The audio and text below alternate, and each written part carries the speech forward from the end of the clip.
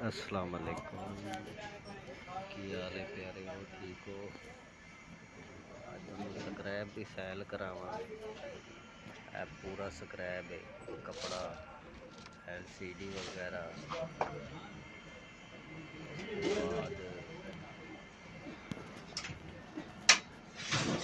थोड़े सिस्टम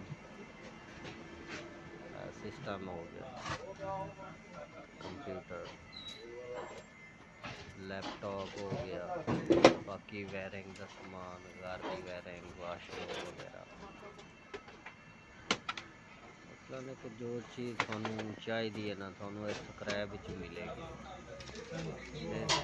350 पैसा किलो नाल तुसीं पाकिस्तान मंगाना चाहते हो तो थानू 300 पैसा किलो का वजन पैना है। उस तो बाद 6 रियाल उन्होंने शिप वाले जेड़ा तुसां शनाख्ती कार्ड नंबर ते लिखाना है, कॉन्टैक्ट नंबर होना थोड़ा सारा। मसलन है कि तोल घर पहुँच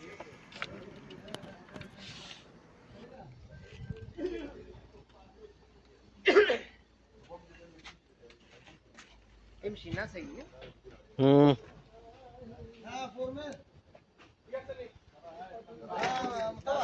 इत्थों ले जान दा मसला नहीं ते भैन चो मेरा कजन कहीं काम करता है। 300 पैसा किलो का बंदा वजन ज्यादा होवे तो घट जाता।